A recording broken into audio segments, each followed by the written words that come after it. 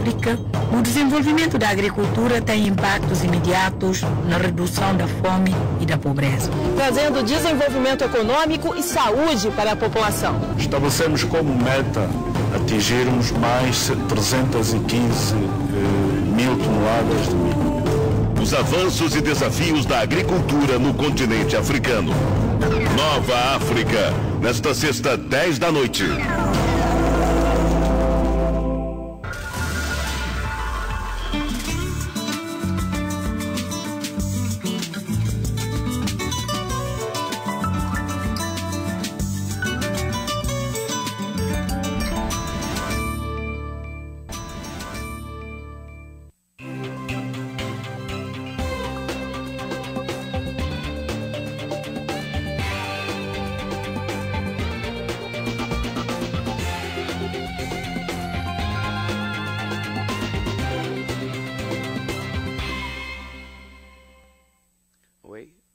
Está começando agora. Hoje vamos falar de uma doença rara que aos poucos provoca a interrupção dos movimentos do corpo, a esclerose lateral amiotrófica, ELA.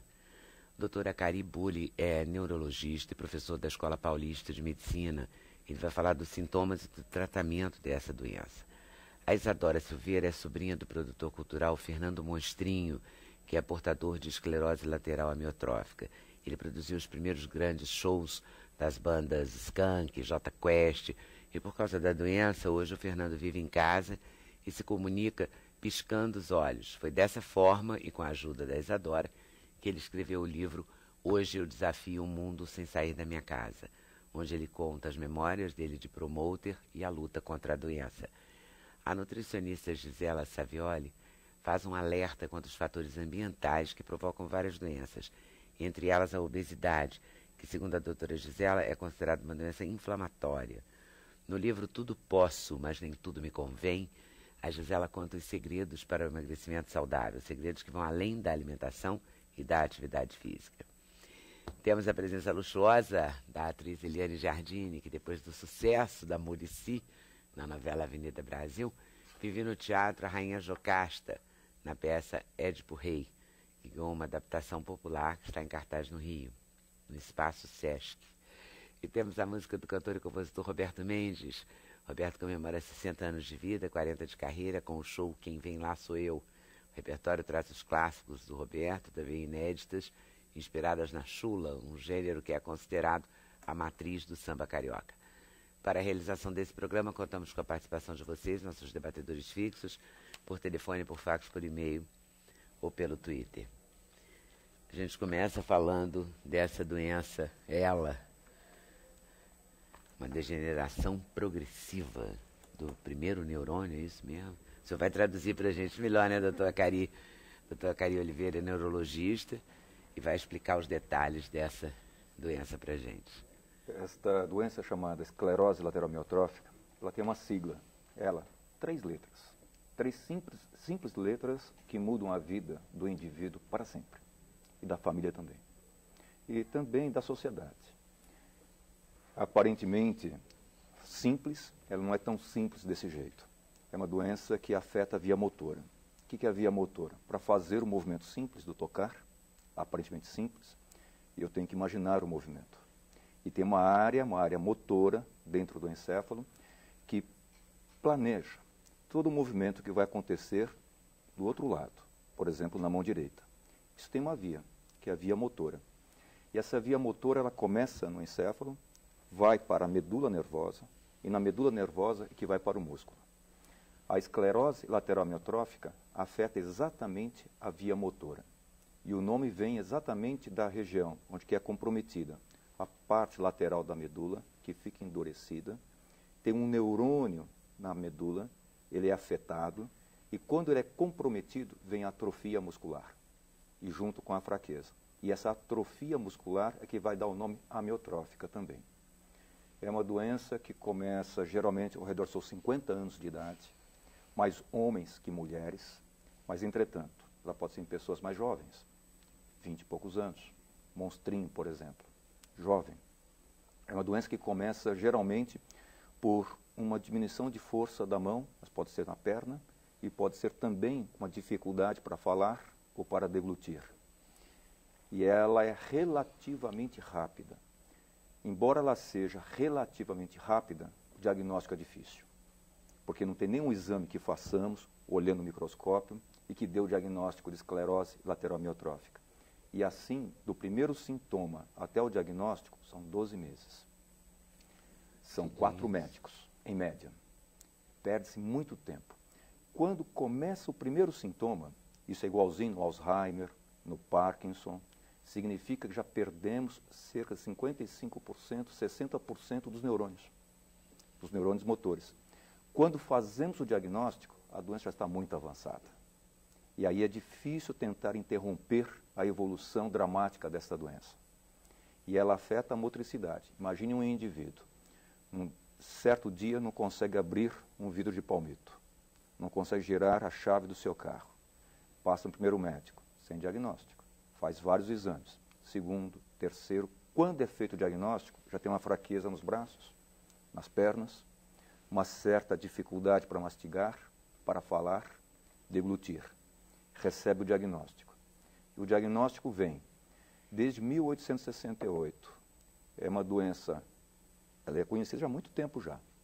É uma doença evolutiva, irreversível, incurável, fatal e não tem nada para ser feito. E assim está escrito no livro. Imagina uma pessoa recebendo esse diagnóstico e ao sair do consultório. É uma condenação. Uma condenação de vida. Completamente. Uma condenação de vida. Ela é relativamente rara. O que é raro? Raro são 50 pacientes com uma certa doença por 100 mil pessoas. Para baixo de 50 é raro.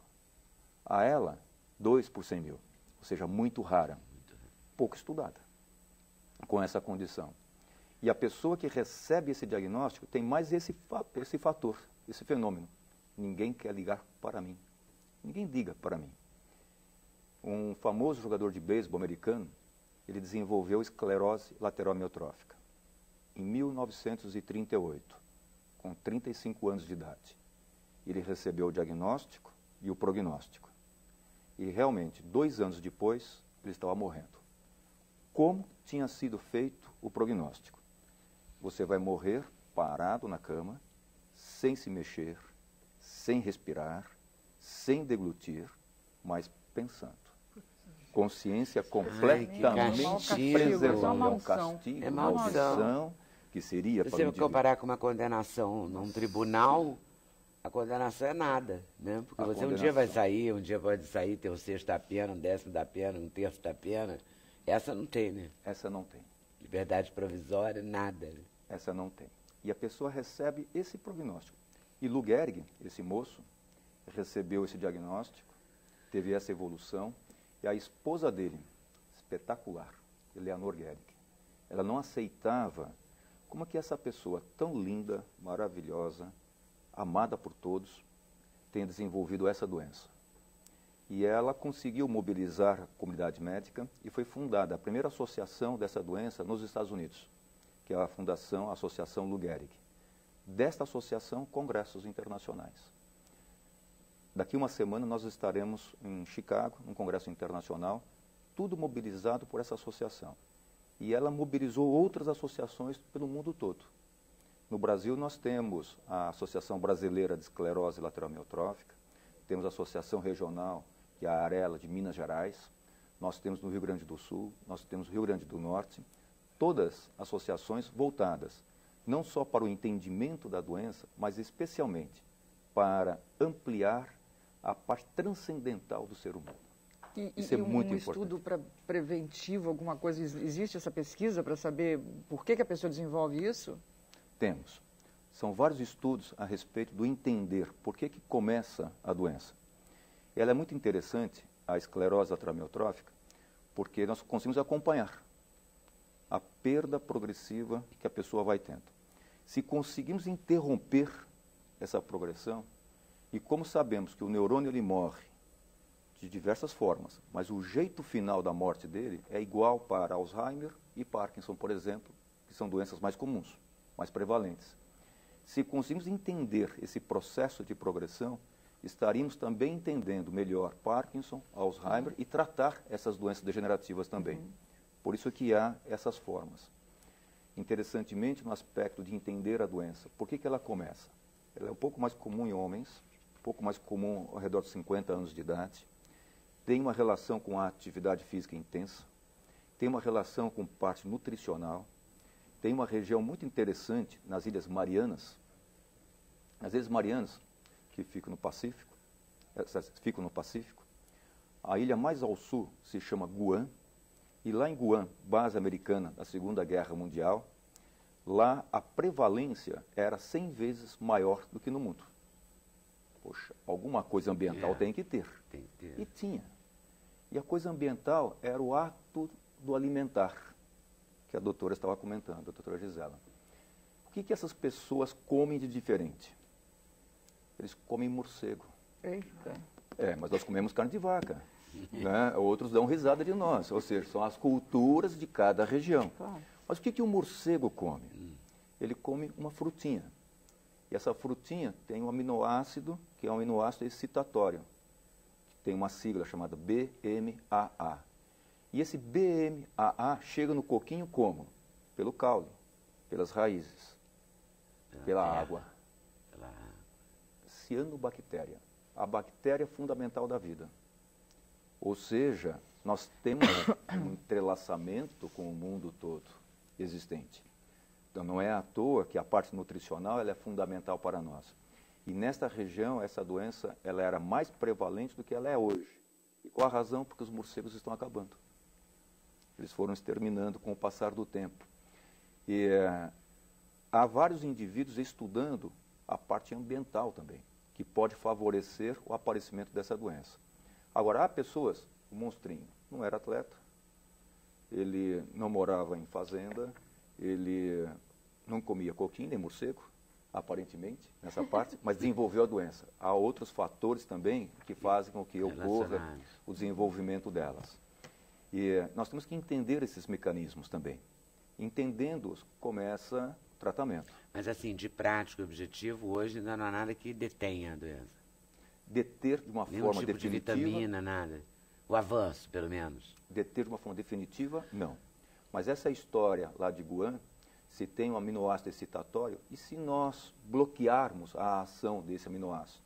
E assim foi criada uma substância chamada riluzol, e ela inibe a atuação desse aminoácido. E dá um aumento de sobrevida para as pessoas com esclerose lateral amiotrófica. Expectativa de vida média hoje, do primeiro sintoma ao óbito, 3 anos e meio. Com a medicação ganha-se 3 meses. Mas não se melhora. Veja, a doença continua evoluindo. Também ficar vivendo dessa forma também é bem complicado, nossa senhora. Aí vem exatamente esse argumento. Não vale a pena viver 3 anos e 9 meses desse jeito. Mas nós estamos já no horário de verão. Vamos supor que nós estivéssemos no horário de inverno. E se o mundo fosse acabar naquele horário? E se de repente Deus se lembrasse, puxa, mas eu tenho que mudar o horário. Eu tenho que dar 1 hora a mais. E muda a hora. Essa hora a mais é tão linda para nós. Tão maravilhosa. A gente faz tanta coisa nessa hora. Telefona para o filho, filha, crianças. A gente tem que aproveitar. Os 3 meses. Eu acho que tudo que puder. Não, acho que tudo que puder, claro.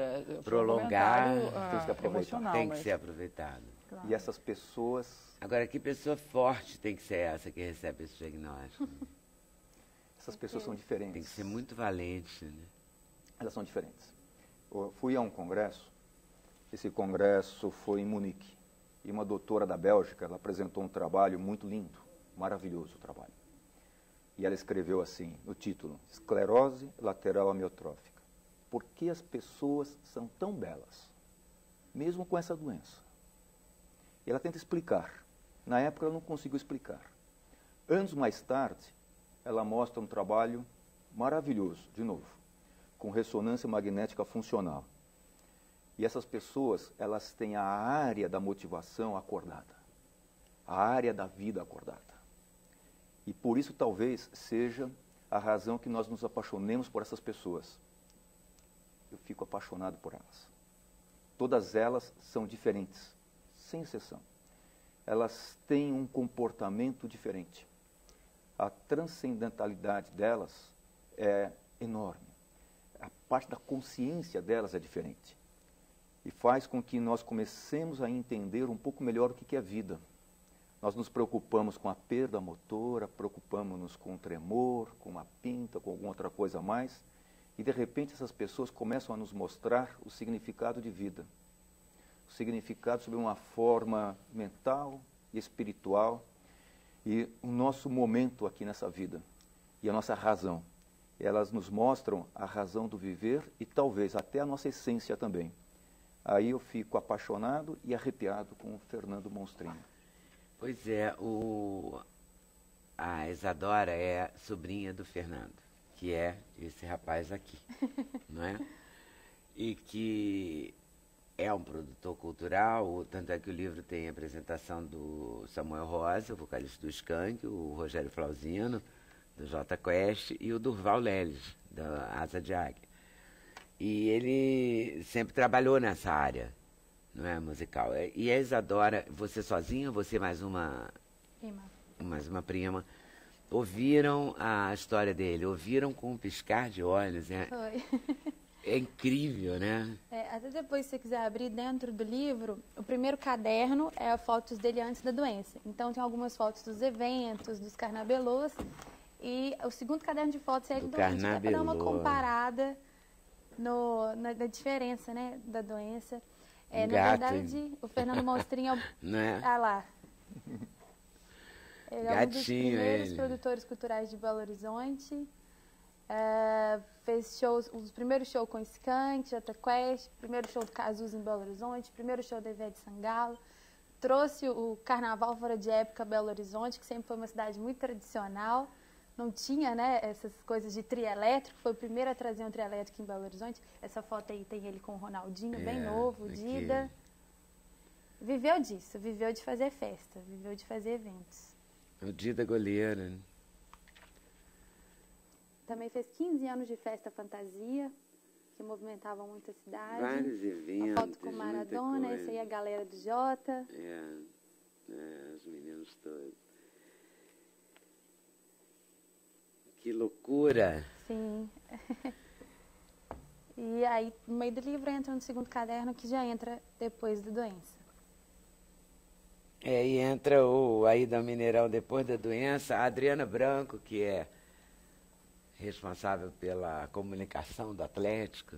É uma grande amiga dele. É uma querida minha também. Encontrei com ela, disse que você vinha aqui. Ela mandou pelo Sedex 10. Eu vou mostrar porque ele está vendo. Deus. A camisa do Atlético. Eu já liguei para ele antes para ele ver. de presente. Aí você vai levar para ele que a Adriana mandou hoje de manhã. Obrigada, Para ele a camisa do Atlético, mesmo. ele é atleticano. Muito, Convicto, extremamente atleticano. Né? Tem ele aqui já na doença, lindo. Já foi quando ele voltou ao Mineirão depois da doença. É uma diferença também, o de Fernando, apesar da doença, ele sai de casa. Sai? Ele sai. Mas vocês têm uma participação, a família tem uma participação fundamental aí, muito né? forte. Assim como a doutora Kari disse, o de Fernando, ele em 2 anos já ficou extremamente dependente, acamado, com a ventilação mecânica, usando a gastro para se alimentar, e ele não tem nenhum movimento, apenas o piscar, nenhum mesmo. Às vezes as pessoas perguntam assim, ele não firma a cabeça, ele não mexe a mão? Não, nada, nenhum movimento, ele só pisca. E a lucidez é a mesma, né? Ele é o mesmo cara, esse mesmo cara de evento que você está vendo aí, é a mesma pessoa. E depois que ele ficou doente, que ele ficou acamado, o legal desse livro é isso, que ele conta isso, que ele resolveu continuar vivendo. Então, a gente sai de casa sim. Ele vai em Mineirão, ele vai em teatro, ver peças de teatro, ele vai em shopping escolher roupa para ele, ele faz tudo. A gente monta uma equipe, né? Incrível, né? A gente põe uma bateria de carro embaixo da cadeira. Uma bateria de carro para ligar no LTV, que é o sistema aquele da livro, o ventilação. Escafandro e a Borboleta, não. Mas ele também fica assim, né? Ele escreve um livro piscando. E aí também, ele coloca a bateria de carro embaixo da cadeira, a gente vai na van e vamos para todo lugar. A gente foi no CT do Galo esses dias, a Adriana liberou ele lá. Que loucura, é impressionante. Aí vai falar... Aí sai todo mundo assim junto. Esse aí foi o aniversário de 50 anos dele, que foi esse ano, que ele completou meio século de vida. Aí a galera toda com ele. Aí pode-se falar que seja só dele, que seja raridade. Mas não é, não. Em São Paulo nós temos uma outra moça, Dona Leide Moreira. Dona Leide, a história semelhada do Fernando. Sim. E ela está em cama hospitalar há 6 anos, com traqueostomia há 6 anos, comunicação só um pouquinho com o olho esquerdo dela. E continua fazendo poesias. E ela adora música, Roberto. Adora música. Mas ela quer música não só no quarto dela, ela quer música na casa de show. Foi a primeira pessoa a sair de cama hospitalar para casa de show. Agora, imagine uma pessoa desta numa casa de show. E o pessoal quer cobrar pelo espaço que ela ocupa. Não. O direito do cidadão é o de ir e vir, de uma forma livre. E na casa de show paga-se por unidade. É quem se encontra lá. E assim ela foi a vários shows nesses anos todos. E há 2 meses foi muito interessante, porque foi do Chico Buarque. E o Chico estava muito gripado no dia. E ela comentou assim, né, com os olhos, eu estou melhor que ele. Conservou o humor. É o bom humor. Eles têm um humor. E os textos são maravilhosos, as poesias lindas. E aqui tem uma para você. Ah, é? Então, um beijo para a Dona Leide. Escolhi 2 para você. E ela pediu para escolher essas 2. Ah, é? Ela sabia que você vinha aqui? Lógico, ela sabe tudo o que está acontecendo. Sabe tudo, tudo. Né? E ela está escutando, tá vendo? Leide Moreira, Beija-Flor. Qual que você gosta mais? Beija-Flor eu gosto. Vou pedir para você dizer, acho que ela vai ficar mais honrada. Não? Pode ser o Beija-Flor. Você lê? Você mesmo, por favor. Beija-Flor. Sabe quem me visita todos os dias? Vem de manhã pousar na minha janela, vem compartilhar a tua alegria, me mostrar que a vida pode ser bela. Beija-Flor, tornaste meu amigo, teu canto é um hino aos amores, dar-te boas-vindas não consigo, mas te darei um ramalhete de flores. Ela vê todos os dias da cama na porta dela. O evento Beija-Flor é um evento para ela, que bárbara. Todos os dias. Se der tempo a gente fala outra, tá, Leide?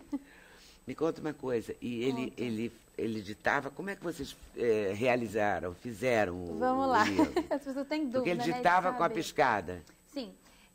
Quando ele ficou acamado, e aí ele não teve nenhum dos movimentos, ele só tinha o movimento dos olhos. Então, uma terapeuta ocupacional ensinou a gente uma forma de se comunicar com ele, que seria mostrando quadro, e a gente ia apontando letra por letra, e ele piscava na letra que ele queria. Só que ele achou um pouco meio desumano, no sentido de que não tem aquela coisa de corpo com a pessoa, de contato, e ele não quis esse quadro. Então, hoje, todos esses anos, há 8 anos ele está com ela, a gente faz o seguinte, vou te explicar direitinho para você entender. Tá. Eu divido o alfabeto em 2 linhas, de A a M e de N a Z. E aí eu pergunto para ele assim, primeira linha, se ele piscar, eu sei que a letra está entre A e M. Aí então eu falo A, B, C. Se ele não piscar, eu continuo. N, O, P, Q. E aí ele vai piscar na letra que ele quer. Então, para escrever Leda, A, B, C. Quando chegar no L, ele pisca. E aí ele vai escrevendo letra por letra. E foi assim que ele escreveu esse livro. Inteiro. As poesias do mesmo jeito. As poesias do mesmo jeito. É o jeito de se comunicar. É o jeito de se comunicar. E aí ele conta o que ele sentiu. Sim, também. Esse livro é muito legal porque ele em nenhum momento ele é triste. Assim como as poesias de Dona Leide são super vivas, esse é um livro, em nenhum momento ele é triste. Pelo contrário, ele é muito cômico. Ele conta como que foi fazer os eventos, o lançamento do Skank, de Jota Quest, Asa de Água, enfim, de todas essas bandas. Então, ele conta todos esses eventos, coisas que eu era muito nova e não participei. Então, o que eu sei dele, dessa fama dele como produtor, é o que eu escutei, é o que minha prima escutou. Então, ele conta todo esse relato desse evento e conta como que foi descobrir a doença e como que foi aceitar a doença e como é viver dessa qualidade de vida, né? As pessoas dizem, eles não vivem, eles sobrevivem, mas eles têm uma qualidade de vida que faz com que eles continuem sendo pessoas normais. E ele conta isso no livro, que as páginas assim vão te emocionar pelo estado, mas vão fazer você sorrir. E eu escuto vários e-mails de pessoas que se sentiram muito tocadas, né? Às vezes a gente reclama tanto da vida, quando você lê um livro desse, né? Hoje eu desafio o mundo sem sair da minha casa, não tem que você reclamar. E como é que, por exemplo, tem um cartaz aqui de um show da Ana Botafogo de 2012. Foi, no Carlinhos Jesus, isso é Brasil. Né? Como é que se produz? Quer dizer, está aqui, show produzido por Fernando Monstrinho. Sim, é assim, o Fernando, ele não perdeu essa vida de produtor. Então, a gente tem um escritório, a casa dele é toda adaptada para ele. Então, a gente tem um escritório do lado e eu trabalho lá.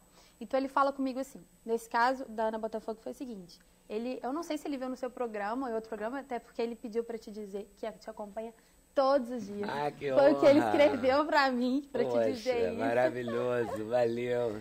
E ele viu, né, o Isto é Brasil, então ele vira para mim e fala, entra em contato com a produção.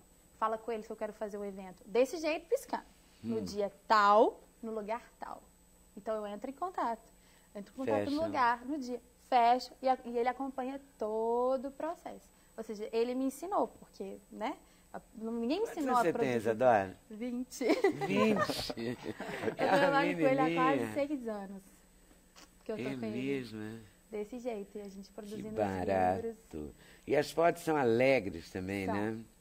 E o legal esse livro é a terceira edição já, porque a primeira lançou em 2008. Foi que a gente fez em 3 versões. Ela em português, ela em inglês, até para o Dr. Cari levar para Chicago, nesse seminário. E a gente fez em versão audiolivro. Essa versão, será para doar para os pacientes de ELA. Porque como eles não conseguem pegar o livro para ler, aí está o livro narrado. Então eles só põem no aparelho de som e vão escutar o livro dele. E isso é muito bacana. Claro. É um show de história. É verdade. É um show de história. Eu gostei muito de saber que ele vai ao Mineirão, que ele participa, né? Que ele vê o programa e saca que esse show vai dar certo em Belo Horizonte. Porque todo o avanço de fazer o Carnabelô é incrível, né? Foi, com certeza. Porque tinha tudo para não dar certo, né? Ele é um visionário nesse sentido. Ele era. É, porque mineiro não é exatamente, Não, né? não é o o carnavalesco por excelência. Pode até ser que já tenha virado, mas não era. Né? Não, agora virou. Até depois. fazer compreender o espírito é diferente de fazer um carnaval da Bahia, não é não, Roberto Mendes? É natural. Não é? É natural. A própria encruzilhada étnica, porque a Bahia se confunde muito Salvador com a Bahia. Nenhuma capital brasileira tem nada com o Estado. Salvador também é diferente. Mas como ela é a ponta do recôncavo, e a encruzilhada étnica é luso, banto, sudanesa, né? Então promove essa alegria africana. Mas eu estou percebendo que nós temos dificuldade na relação com a matriz sonora, que é o silêncio. Né? Então a palavra é que define tudo isso. Né? A palavra é o nome, o significado, e é meio cruel às vezes. Né? A gente percebe que a gente não tem essa relação com o silêncio, que é um som especial, é o único som real. Né? Então a música também promove isso. Né? Essa pausa, essa unidade que não existe na música, é complicado viver assim. Mas é incrível. Para nós que defendemos da queria fala, até da palavra, deixar refém da aqui palavra que está aí. Já estamos na Ancine para ser aprovado o projeto para fazer o livro, o filme de ficção, e documentário e ficção sobre a vida dele. Até trouxe um convite aqui também. Ele vai receber o título de cidadão honorário de Belo Horizonte sábado agora. Pediu para trazer um convite para você, Muito claro. obrigado. Vereador Léo Burguês de Castro, reunião solene, entrega do título de cidadania honorária de Belo Horizonte a Luiz Fernando Caldas da Silveira, Fernando Monstrinho. Muito bom. Então, 1º de dezembro, 13 horas, no Palácio Francisco Bicalho. Indicação dos vereadores Toninho Pinheiro, da Vila Pinho, e Pablo César Pablito. Vamos ver esse monstrinho. Então, todo mundo pergunta isso, óbvio, né? De onde mas não veio tem esse jeito. monstrinho? Monstrinho, na verdade, quando ele era criança, eles dizem que eles não tinham uma beleza muito atraente e deram o apelido de monstrinho. E ele fala no livro que no começo ele ficou um pouco traumatizado, né? Ai, que apelido ruim. Mas depois ele resolveu aceitar. Falou assim, você quer saber de uma coisa? Agora vai virar meu nome artístico. Então, Fernando Monstrinho é o nome artístico. Mas eu discordo totalmente dessa foto dele, menino. Que bonito, graça. né? Tem nada de monstrinho? Nada. Não é não? Eu também não acho nada. Lindinho, lindinho. Olha aqui. Não, e esse nome pegou, assim. Todo mundo só Pegou. conhecia ele Na como nossa Monstrinho. época, todos tínhamos apelidos. Também tem isso, né? E vivíamos bem com eles, né? Muito bom, muito bom. Eu carrego o bullying até hoje. O bullying. Todos vivemos uma fase de apelido. Volto aí já, tá bom? Intervalo, a gente volta já. Sem censura, um programa da TV Brasil. Seu romance, A Crônica da Casa Assassinada, de 1959, traduzido para o inglês, francês e italiano, é cultuado até hoje. Além de romancista, ele foi poeta, cineasta e pintor. O centenário de nascimento de Lúcio Cardoso é o tema do programa De Lá Pra Cá, em seu novo horário, quinta-feira, às 20 horas. Até lá!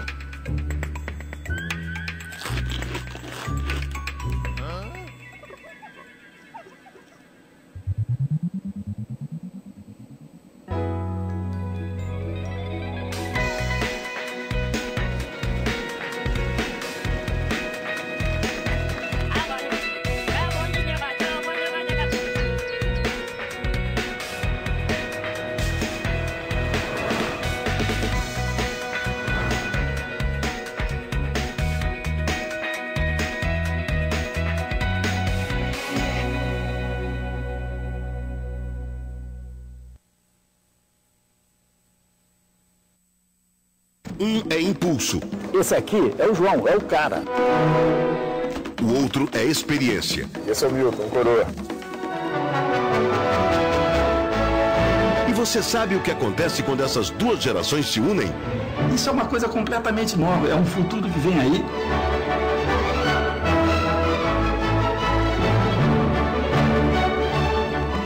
Dois jornalistas de gerações diferentes rodam o país para ouvir a opinião das pessoas.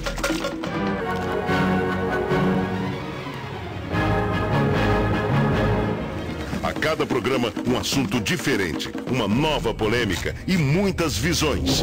Cara e Coroa, todo sábado, 10h30 da noite. Arte. Informação. Opinião. Reflexão. Há 5 anos, a TV Brasil leva cultura, conhecimento e diversão para todos os brasileiros. Conheça, opine e participe. O conteúdo é feito para você. TV Brasil 5 anos. Conhecimento que gera cidadania. Qual a melhor forma de enfrentar o crescimento do consumo de crack no país?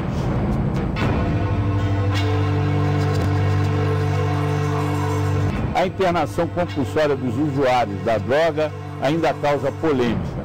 O 3-1 desta semana vai discutir as ações de saúde, segurança e educação que estão sendo feitas para enfrentar a questão que já atinge milhões de brasileiros. 3-1, nesta sexta, 8 da noite.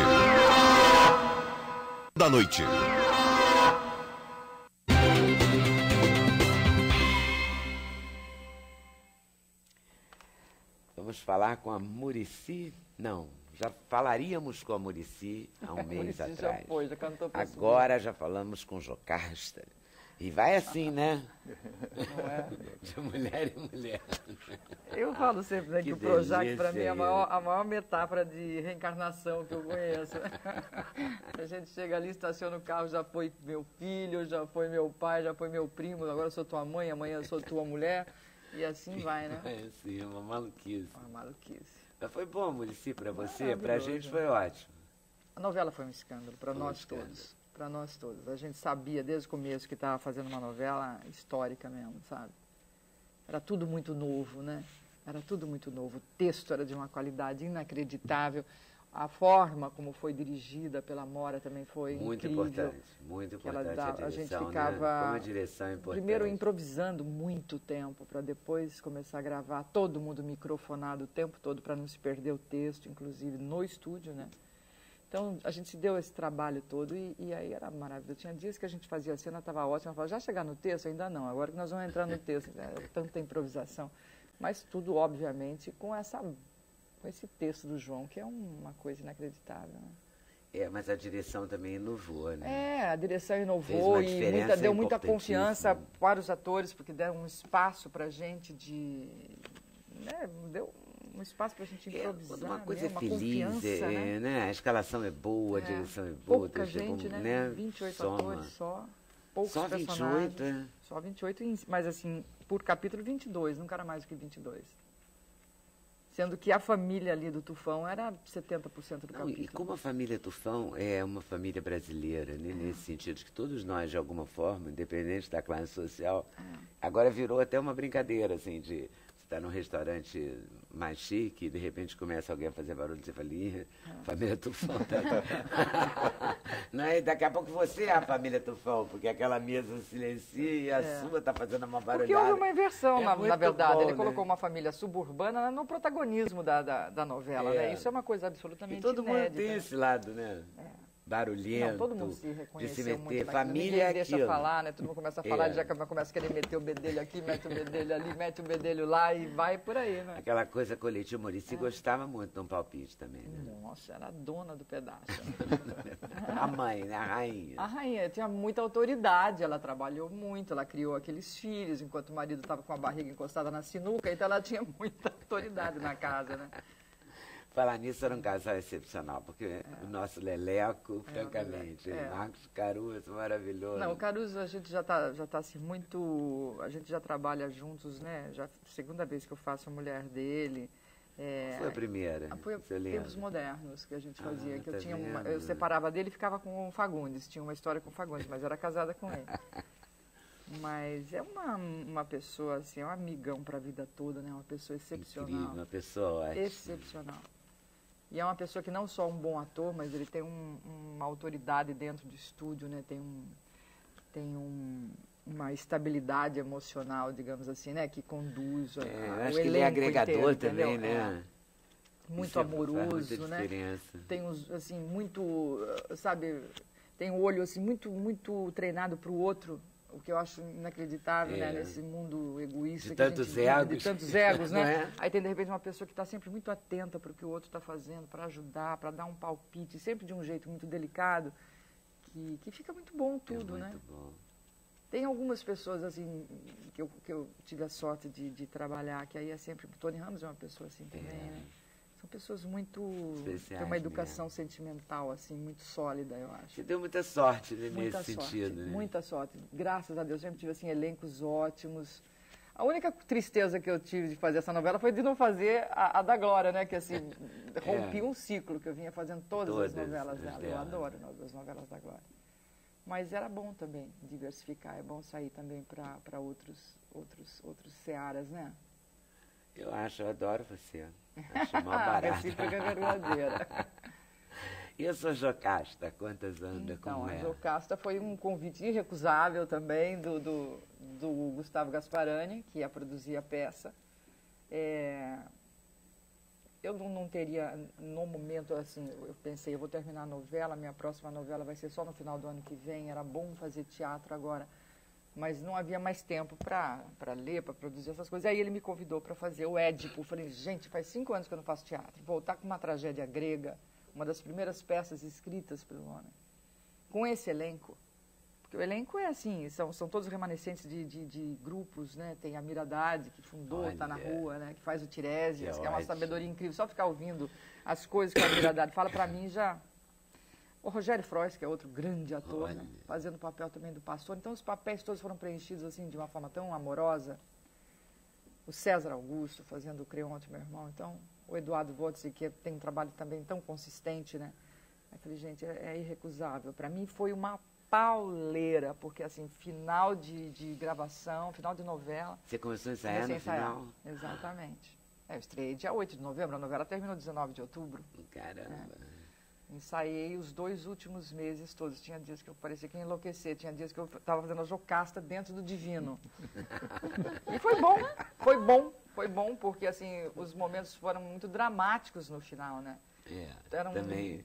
Né, o personagem, de repente, descobria que a Carminha não era aquilo tudo, ela jogou a vida em todas as fichas dela em cima da Carminha. Ela tinha uma responsabilidade imensa por aquele casamento, por tudo isso, a Muricy, né? É verdade. E de repente descobri que aquela mulher não era nada daquilo. Ela implicou tanto com a outra, né? Torceu tanto contra. Na rua, sabe? Tudo assim, ganhou um registro maior, mais ampliado, porque o teatro faz esse trabalho pra gente, né?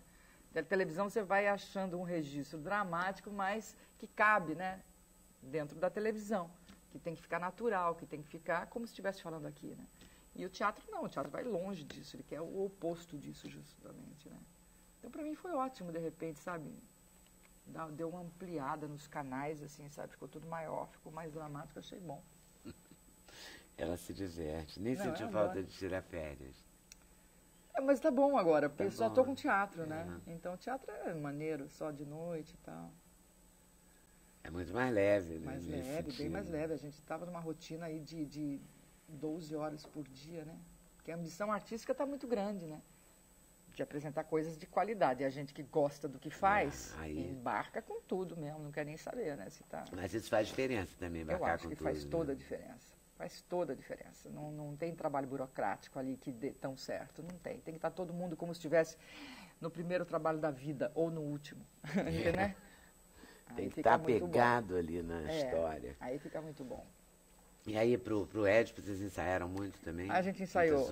Eu ensaiei bem menos do que eles, né? Eles começaram a ensaiar em agosto. Eu, assim, tinha dias que eu nem ia, tinha semanas que eu não ia, porque não dava tempo. Quando terminou a novela, dia 19 de outubro, aí eu entrei direto com eles e estreamos bem. E a peça faz um sucesso alucinado. Engraçado, né? Eu falei, vou fazer essa peça pra mim. Porque, imagina, fazer uma tragédia grega em pleno verão carioca. É pra não ir ninguém, né? Falei, vou fazer pra mim, é interessante estar com essas pessoas, ouvir o que essas pessoas têm a dizer, fazer esse processo, né? É bom pra mim como atriz. Aí, de repente, a peça estreia e lota, desde o primeiro dia. Lota. A peça é genial, né? A peça é genial. Teve uma adaptação, assim, mais popular? Não teve. A peça ali tem uma tradução mesmo. do grego mesmo. Tem momentos que eu falo pro Édipo, não tenhas medo. Muitos homens antes de ti imaginaram dividir a cama com a própria mãe. Mas isso são sombras. As pessoas falam, isso foi vocês que colocaram. Não, gente, isso é o texto do Sófocles. É por isso que o Freud deitou e rolou no Complexo de Édipo, porque está ali, né, a história. Está escrito. É incrível, porque é um homem, não tem nada mais contemporâneo, é um homem que quer descobrir o culpado pela epidemia daquela cidade, quer punir, e o culpado é ele. Tem coisa mais bonita do que isso? Num momento onde a gente quer que as pessoas assumam a sua responsabilidade, né? Sobre tudo. Né? Não dá mais para você ser um cidadão e delegar as tuas decisões para os teus governantes, para todo votar só e acabou, já fez o teu exercício. Não! É toda hora, é toda escolha tua, é um exercício diário de cidadania, não é isso? Assumir a responsabilidade tua por tudo que acontece, por absolutamente tudo que acontece. E o Édipo fala isso lá atrás, ele fala isso, entendeu? Ele vai descobrindo durante o tempo da peça, 1h15, ele vai descobrindo em tempo real que o culpado é ele. É muito bonito. É muito bonito, é muito forte, é muito moderno, é muito contemporâneo, né? Que bom. Não é? Né?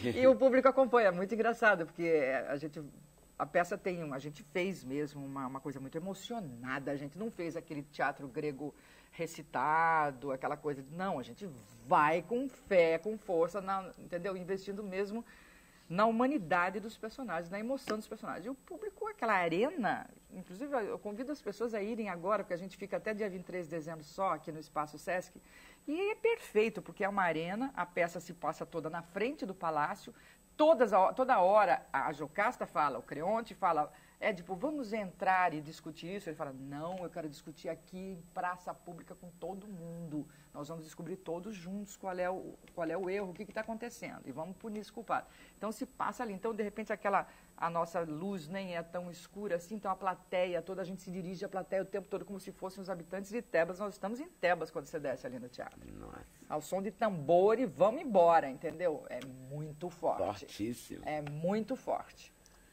A gente tem uma imagem, vamos ver, mesmo que não passe toda a força. Não, claro, teatro é ao vivo, né, gente? Passará teatro é feito para ser visto ao vivo. Uma ideia do espetáculo. Laio ouviu certa vez de um oráculo de Apolo uma profecia que dizia que ele estava destinado a morrer pelas mãos do próprio filho dele e meu. Ora, Laio foi morto por salteadores numa encruzilhada, onde se encontram 3 grandes estradas.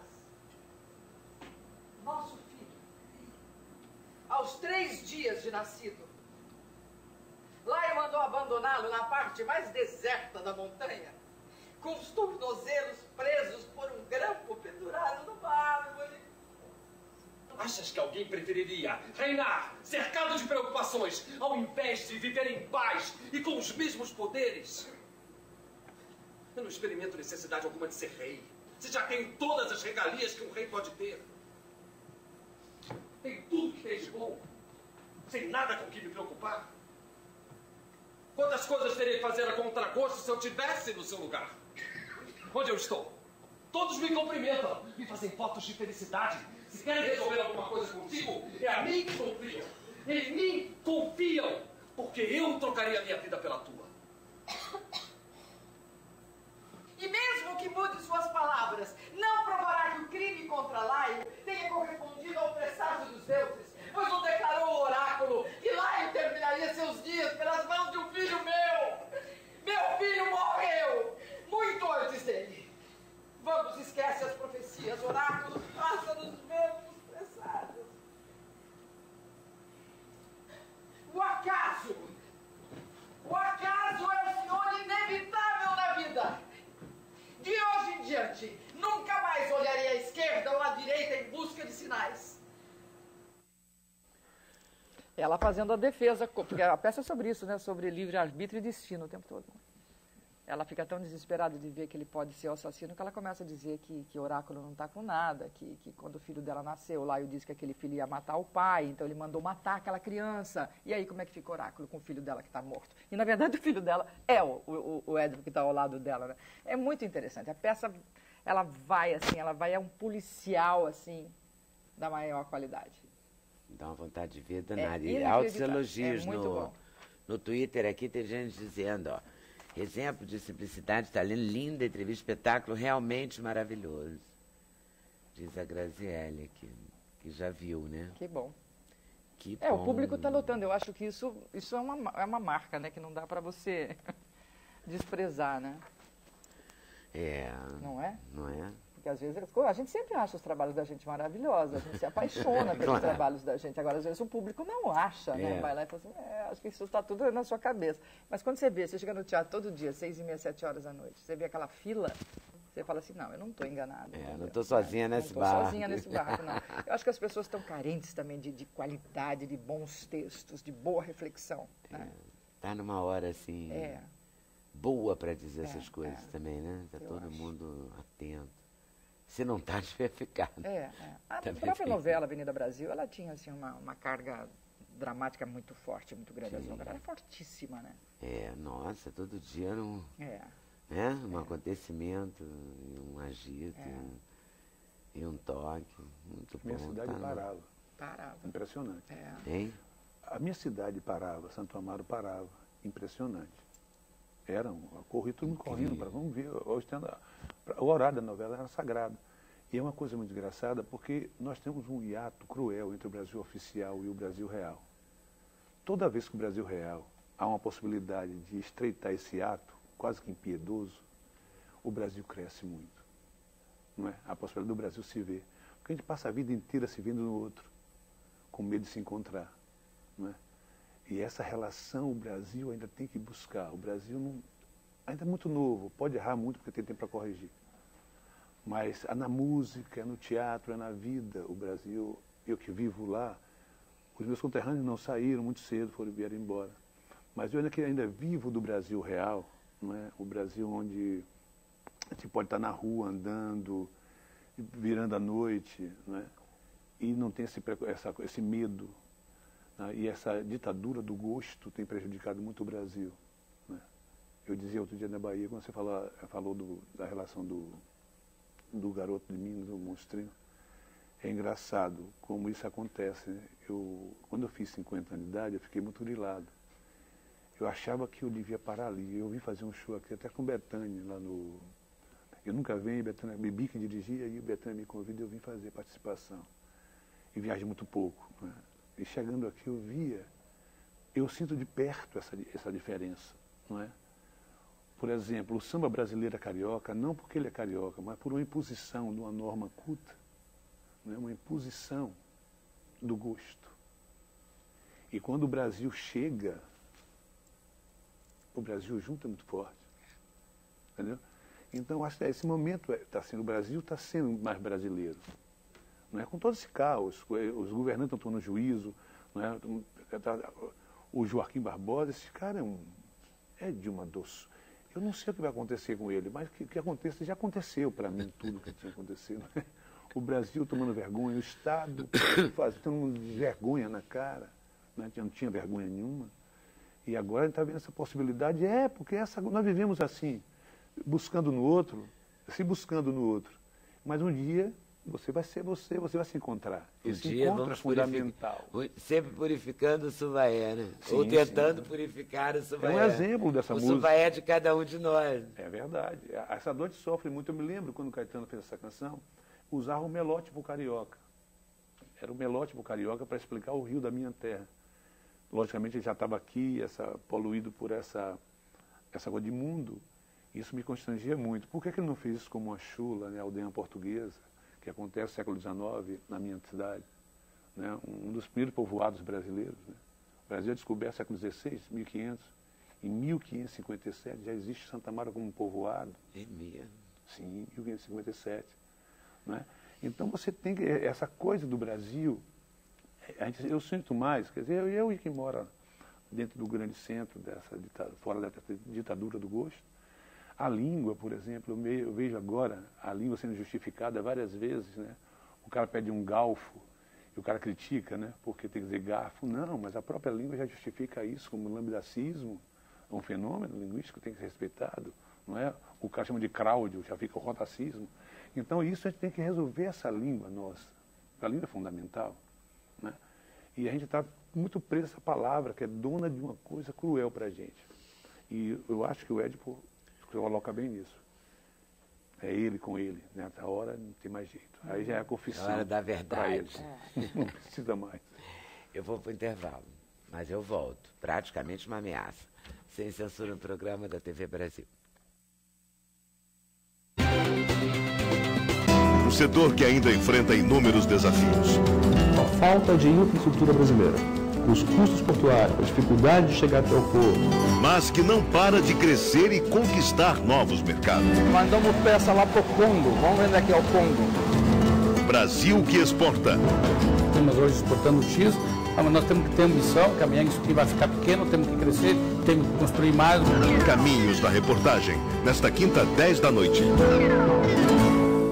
Campanha pela Lei de Iniciativa Popular da Economia Solidária. São milhares de iniciativas, no campo e na cidade, que hoje existem sem um reconhecimento, apoio e políticas permanentes junto ao poder público.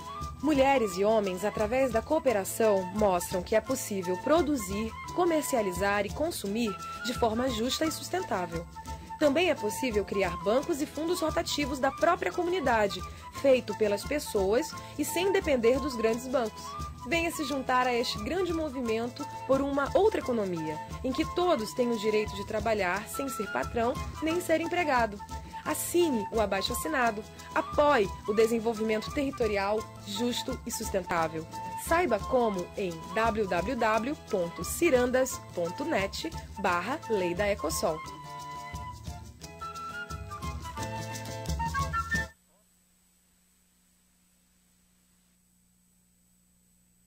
Que é a psoríase e qual o perfil das pessoas que têm a doença. Uma pesquisa revela que usar xarope sem alguns cuidados pode causar cárie nos dentes das crianças. Sementes, nesta sexta, 7h30 da manhã.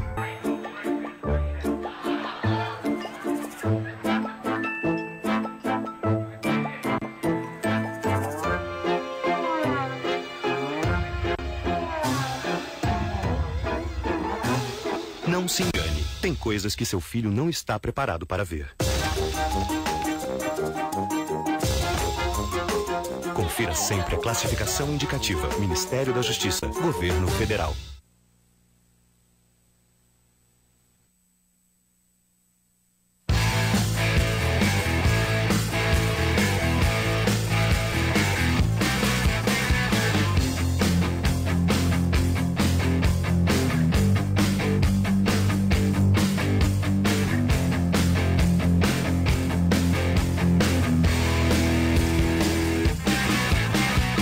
seu companheiro de caminhada é você quem escolhe. Orientação sexual é um direito. Toda a emoção do esporte. Todos os esportes. Em todas as linhas. Fora das linhas. Em todo o planeta.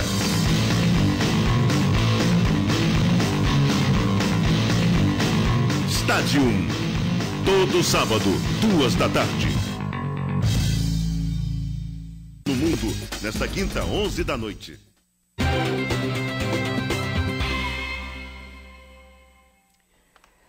Vamos falar com a Muricy? Não, já falaríamos com a Muricy há um mês atrás. Já foi, já cantou pra Agora já falamos com Jocasta. E vai assim, né? Não é? De mulher em mulher. Eu falo sempre, né, que o Projac, para mim, é a maior metáfora de reencarnação que eu conheço. A gente chega ali, estaciona o carro, já foi meu filho, já foi meu pai, já foi meu primo, agora eu sou tua mãe, amanhã eu sou tua mulher, e assim vai, né? É assim, é uma maluquice. Uma maluquice. Mas foi bom, Muricy, para você? Para a gente foi ótimo. A novela foi um escândalo, para nós todos. Para nós todos. A gente sabia desde o começo que estava fazendo uma novela histórica mesmo, sabe? Era tudo muito novo, né? Era tudo muito novo. O texto era de uma qualidade inacreditável. A forma como foi dirigida pela Mora também foi muito incrível. Muito importante a gente ficava, né? Como a direção é importante. Primeiro improvisando muito tempo, para depois começar a gravar, todo mundo microfonado o tempo todo para não se perder o texto, inclusive no estúdio, né? Então, a gente se deu esse trabalho todo e aí era maravilhoso. Tinha dias que a gente fazia a cena, estava ótima. Eu falava, já chegar no texto? Ainda não, agora que nós vamos entrar no texto. Tanta improvisação. Mas tudo, obviamente, com esse texto do João, que é uma coisa inacreditável, né? É, mas a direção também inovou, né? É, a direção inovou e deu muita confiança para os atores, porque deram um espaço para a gente deu um espaço para a gente improvisar. Uma coisa mesmo, feliz, né? A escalação é boa, a direção é boa. Pouca gente, né? 28 atores só. Poucos só 28, personagens. Só 28, mas assim, por capítulo 22, nunca era mais do que 22. Sendo que a família ali do Tufão era 70% do capítulo. E como a família Tufão é uma família brasileira, né? Nesse sentido, que todos nós, de alguma forma, independente da classe social, agora virou até uma brincadeira, assim, de está num restaurante mais chique e de repente começa alguém a fazer barulho de família, família Tufão. Não é? Daqui a pouco você é a família Tufão, porque aquela mesa silencia e a sua está fazendo uma barulhada. Porque houve uma inversão, na verdade. Bom, ele colocou uma família suburbana no protagonismo da novela, né? Isso é uma coisa absolutamente inédita. E todo mundo tem né? esse lado, né? Não, Barulhento, todo mundo se reconheceu de se meter, muito família é aquilo. Deixa falar, né? Todo mundo começa a falar, já começa a querer meter o bedelho aqui, mete o bedelho ali, mete o bedelho lá e vai por aí, né? Aquela coisa coletiva. Muricy gostava muito de um palpite também, né? Nossa, era a dona do pedaço. A mãe, né? A rainha. A rainha tinha muita autoridade, ela trabalhou muito, ela criou aqueles filhos, enquanto o marido estava com a barriga encostada na sinuca, então ela tinha muita autoridade na casa, né? Falar nisso, era um casal excepcional, porque o nosso Leleco, francamente, Marcos Caruso, maravilhoso. Não, o Caruso, a gente já tá assim, muito... A gente já trabalha juntos, né? Já segunda vez que eu faço a mulher dele. Foi a primeira, foi Tempos Modernos que a gente fazia, que eu separava dele e ficava com o Fagundes, tinha uma história com o Fagundes, mas eu era casada com ele. Mas é uma pessoa, assim, é um amigão para a vida toda, né? Uma pessoa excepcional. Incrível, uma pessoa ótima. Excepcional. E é uma pessoa que não só um bom ator, mas ele tem uma autoridade dentro do estúdio, né? Tem uma estabilidade emocional, digamos assim, né? Que conduz o elenco que ele é agregador inteiro, também, né? Muito amoroso, né?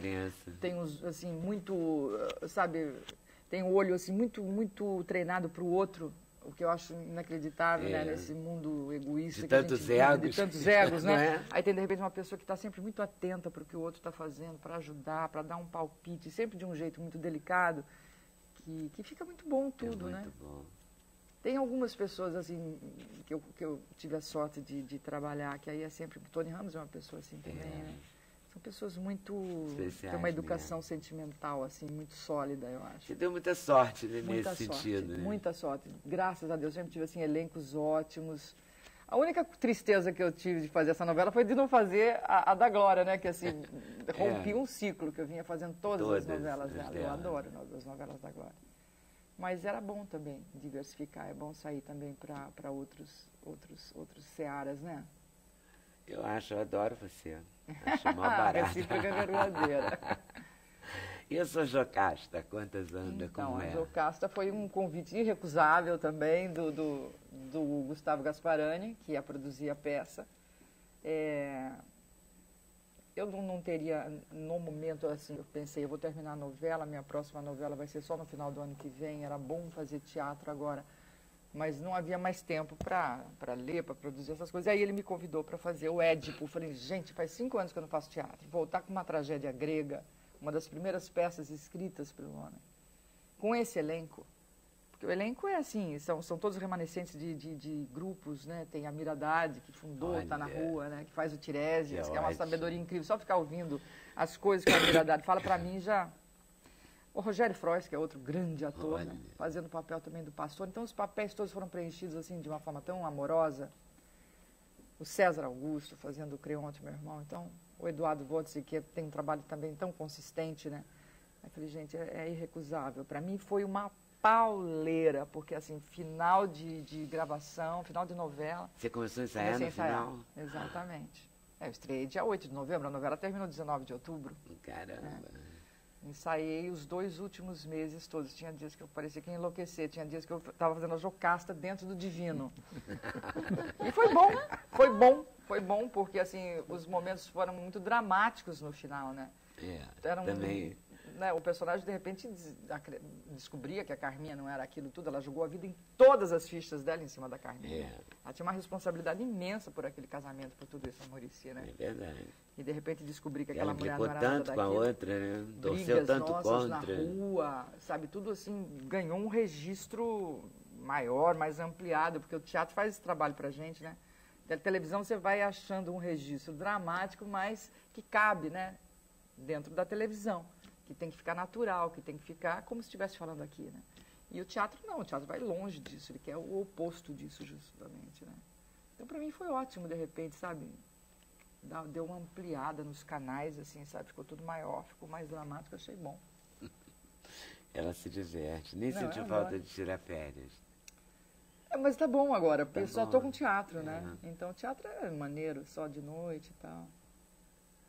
É muito mais leve, né? Mais leve, bem mais leve. A gente estava numa rotina aí de 12 horas por dia, né? Porque a ambição artística está muito grande, né? De apresentar coisas de qualidade. E a gente que gosta do que faz, embarca com tudo mesmo, não quer nem saber, né? Se tá... Mas isso faz diferença também, embarcar com tudo. Eu acho que faz toda a diferença. Faz toda a diferença. Não tem trabalho burocrático ali que dê tão certo. Não tem. Tem que estar todo mundo como se estivesse no primeiro trabalho da vida ou no último. Entendeu? Tem que estar pegado ali na história. Aí fica muito bom. E aí, pro Édipo, vocês ensaiaram muito também? A gente ensaiou. Eu ensaiei bem menos do que eles, né? Eles começaram a ensaiar em agosto. Eu, assim, tinha dias que eu nem ia, tinha semanas que eu não ia, porque não dava tempo. Aí, quando terminou a novela, dia 19 de outubro, aí eu entrei direto com eles e estreamos bem. E a peça faz um sucesso alucinado. Engraçado, né? Eu falei, vou fazer essa peça pra mim. Porque, imagina, fazer uma tragédia grega em pleno verão carioca. É para não ir ninguém, né? Eu vou fazer para mim, é interessante estar com essas pessoas, ouvir o que essas pessoas têm a dizer, fazer esse processo, né? É bom para mim como atriz. Aí, de repente, a peça estreia e lota, desde o primeiro dia. Lota. A peça é genial, né? A peça é genial. Teve uma adaptação, assim, mais popular? Não teve. A peça ali tem uma tradução mesmo. Do grego mesmo. Tem momentos que eu falo... Pro Édipo, não tenhas medo, muitos homens antes de ti imaginaram dividir a cama com a própria mãe, mas isso são sombras. As pessoas falam, isso foi vocês que colocaram. Não, gente, esse é o texto do Sófocles. É por isso que o Freud deitou e rolou no Complexo de Édipo, porque está ali, né, a história. Está escrito. É incrível, porque é um homem, não tem nada mais contemporâneo, é um homem que quer descobrir o culpado pela epidemia daquela cidade, quer punir, e o culpado é ele. Tem coisa mais bonita do que isso? Num momento onde a gente quer que as pessoas assumam a sua responsabilidade, né? Sobre tudo.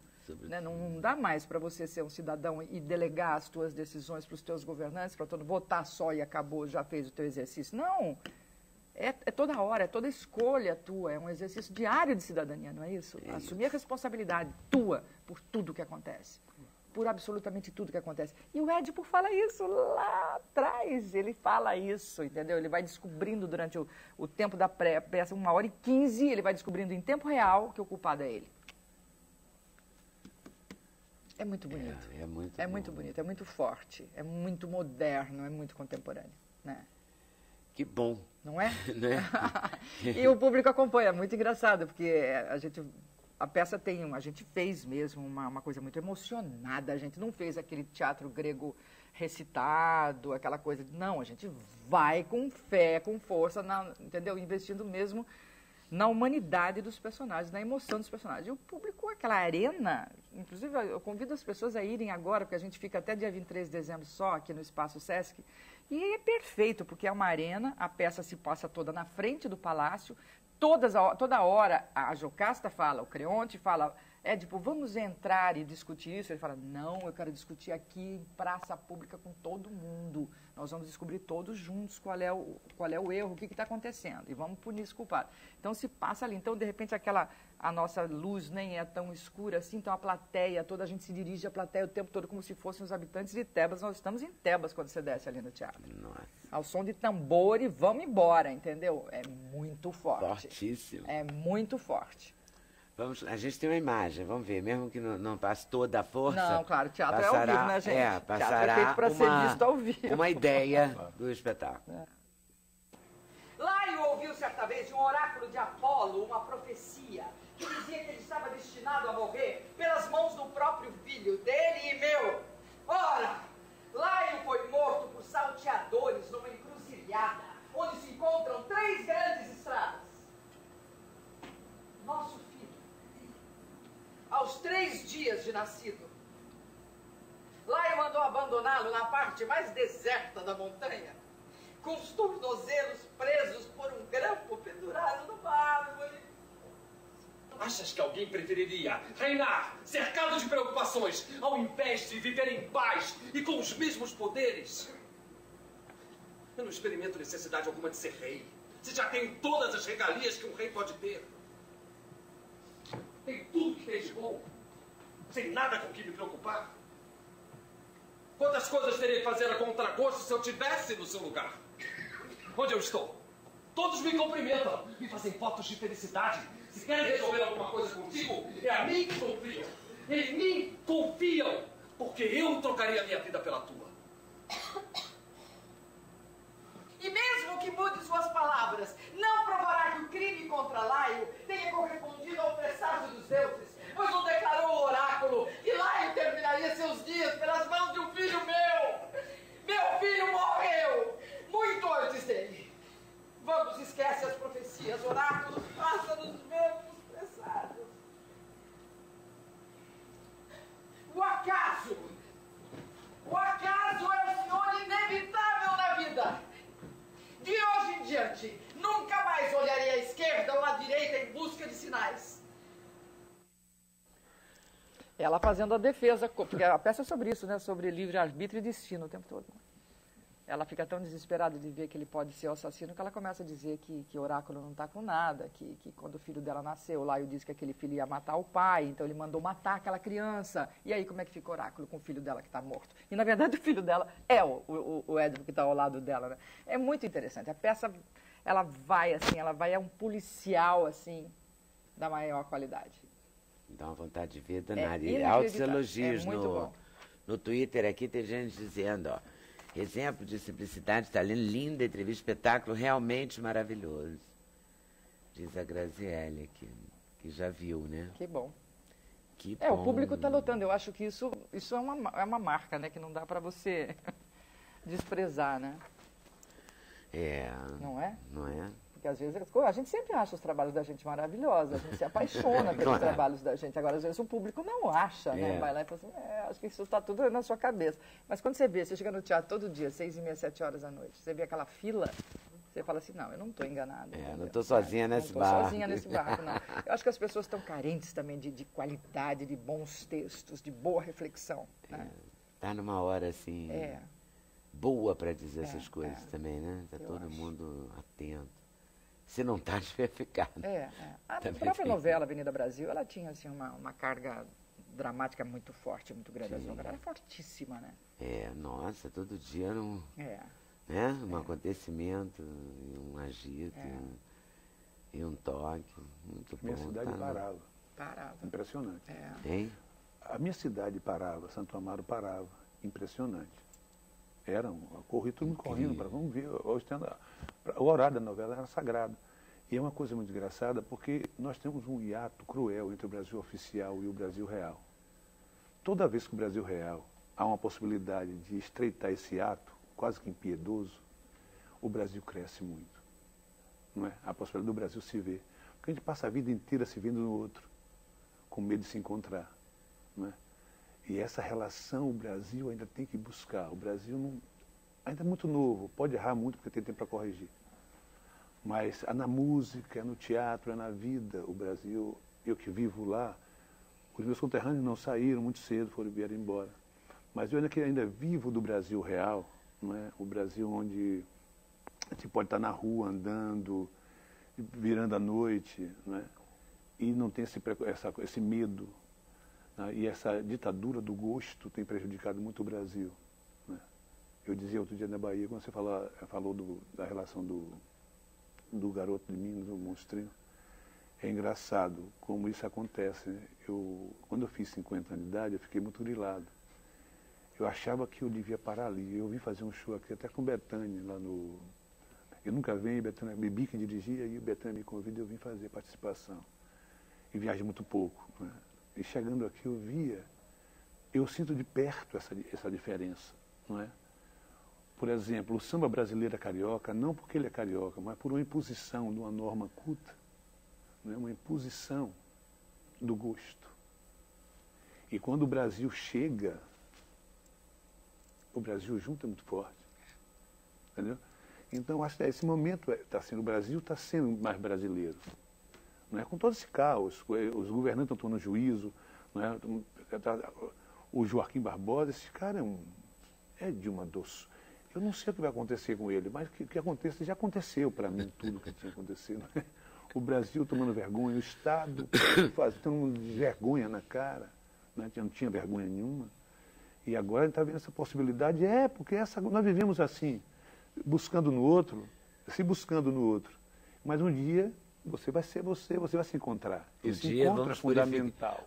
Sempre purificando o Suvaé, né? Sim, ou tentando purificar o Suvaé. É um exemplo dessa música. O Suvaé é de cada um de nós. É verdade. Essa noite sofre muito. Eu me lembro quando o Caetano fez essa canção, usava o melótipo carioca. Era o melótipo carioca para explicar o rio da minha terra. Logicamente, ele já estava aqui, poluído por essa coisa de mundo.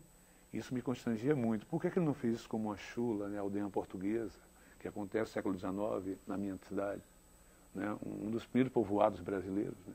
O Brasil é descoberto no século XVI, 1500. Em 1557 já existe Santa Amaro como um povoado. É mesmo? Sim, 1557. Né? Então você tem que... Essa coisa do Brasil... Eu sinto mais, quer dizer, eu que moro dentro do grande centro, fora dessa ditadura do gosto, a língua, por exemplo, eu vejo agora a língua sendo justificada várias vezes, né? O cara pede um galfo e o cara critica, né? Porque tem que dizer garfo. Não, mas a própria língua já justifica isso como lambdacismo, um fenômeno linguístico que tem que ser respeitado, não é? O cara chama de Cláudio, já fica o rotacismo. Então isso a gente tem que resolver essa língua nossa. A língua é fundamental. Né? E a gente está muito preso a essa palavra, que é dona de uma coisa cruel para a gente. E eu acho que o Édipo coloca bem nisso. É ele com ele. Nessa hora não tem mais jeito. Aí já é a confissão. É a hora da verdade. Não precisa mais. Eu vou para o intervalo, mas eu volto. Praticamente uma ameaça. Sem censura no programa da TV Brasil. Do jazz ao samba, das artes plásticas, as manifestações urbanas, para a junção de culturas que andaram tanto tempo separadas. O Estado tem a obrigação de olhar para isso. E esse é o Para Todos, a nossa revista cultural. Uma mistura de arte, cultura e lazer. Para você que quer ficar ligado em tudo que rola por aí. Fique com a gente. Tem muito Brasil aqui para você. Para Todos, toda terça, 6h30 da noite.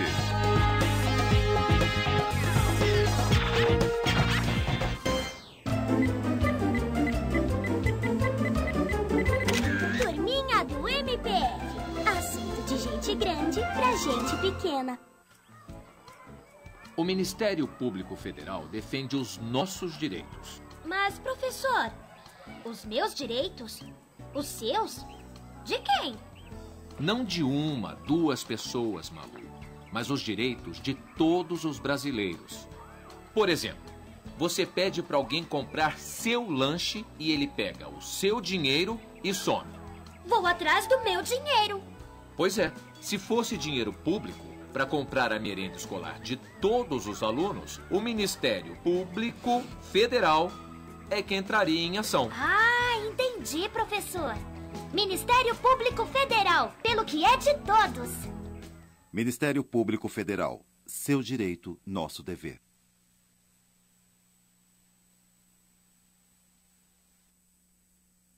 Menino danado, que balançada confesso quase perco a fala. Seu jeito de me cortejar. Toda semana eles chegam com os instrumentos afinados. A emoção à flor da pele. Hoje o samba é tratado com respeito. Não pense que o coração é de papel. E os sucessos na ponta da língua. Para me cantar o meu samba com muito orgulho.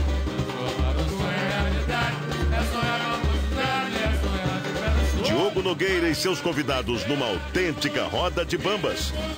Deixa o samba morrer, não deixa o samba acabar. O morro foi feito de samba, e samba pra gente samba. Eu espero aqui na TV Brasil. Samba na Gamboa, todo domingo, 10h30 da noite. O morro foi feito de samba. Eu sou Fernando Santa Cruz, líder estudantil. Fui preso em fevereiro de 1974 numa rua do Rio de Janeiro e levado para São Paulo. Minha família nunca mais soube de mim. Será que essa tortura nunca vai acabar? Participe do abaixo-assinado pelo direito à verdade e à memória dos desaparecidos políticos. Acesse www.oab-rj.org.br. Arquivos abertos. As famílias têm esse direito. Na África, o desenvolvimento da agricultura tem impactos imediatos na redução da fome e da pobreza, trazendo desenvolvimento econômico e saúde para a população. Estabelecemos como meta atingirmos mais 315 mil toneladas de milho. Os avanços e desafios da agricultura no continente africano. Nova África, nesta sexta, 10 da noite.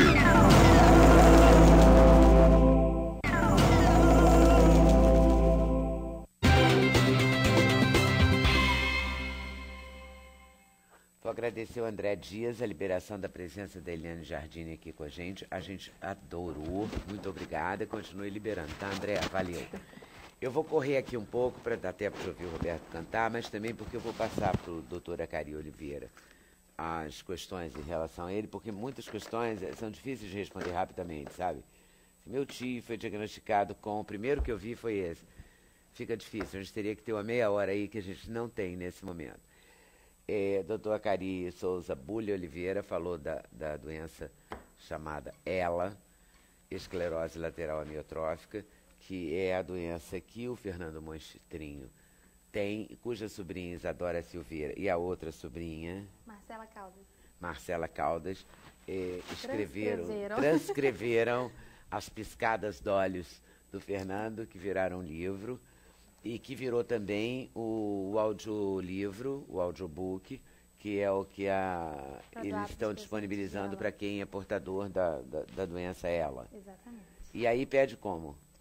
Pode entrar pelo e-mail do Fernando, que é fmonstrinho@terra.com.br, E o livro em português, ele está disponível em todas as livrarias do Brasil, Leitura, Saraiva, e pelo site www.livrariasaraiva.com.br.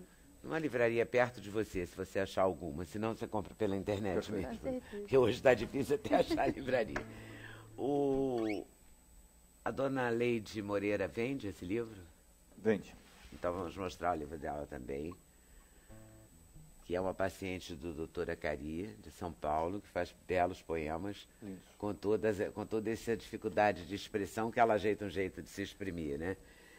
Eliane, estamos em cartaz, então, no Espaço Sesc. Espaço Sesc, até dia 23 de dezembro, de quarta a domingo. Às 21 horas. 21 Só domingo, horas. que é às 19h30. Certo. Não perca Jardine. Mais detalhes da doutora Gisela Savioli aqui nos livros, nesse do título bárbaro, que é tudo posso, mas nem tudo me convém. O que não convém, tanta coisa não nos convém na vida. Mas esse livro é muito fácil. Eu recentemente passou um paciente que falou assim, olha, eu já emagreci 12 quilos. Eu falei, o que você veio fazer aqui? Lendo o seu livro. Então, é um livro que realmente... Eu estou na página 40, ele falou, né? Ótimo. E o nosso Roberto Mendes, diretamente de Santo Amaro, para fazer show no Rio. 31º? 31º. No teatro? Sala Baden-Powell. Sala Baden-Powell, Copacabana. Santo Amaro para o mundo. Sim. Certo? Então, muito obrigado a vocês por terem vindo. Super valeu. A vocês por estarem nos assistindo. Boa tarde, boa noite. Até amanhã. O som de Roberto Mendes.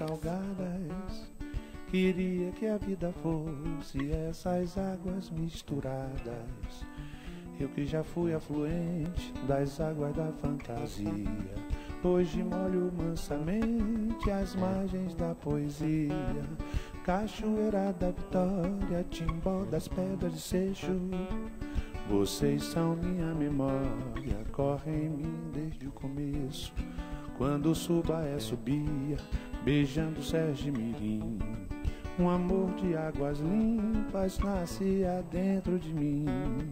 E foi assim pela vida, navegando em tantas águas, que mesmo as minhas feridas viraram ondas ou vagas. Hoje eu lembro dos meus rios, em mim mesmo mergulhado.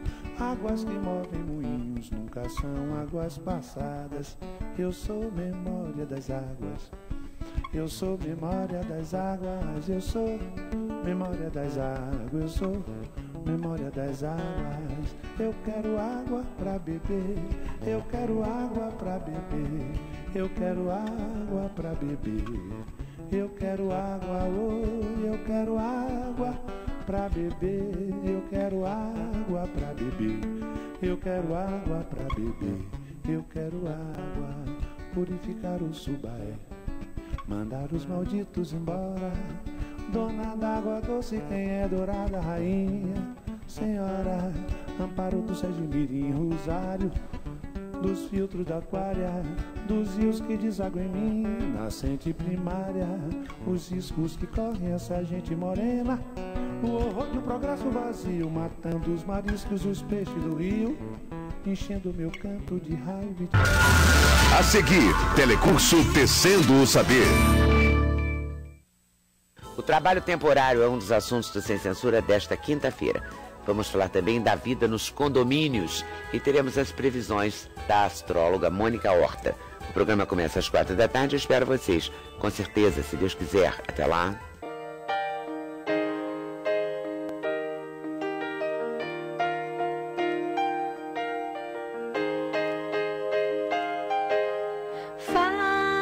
Faces de dor na terra, milhões na escuridão, violência sem razão.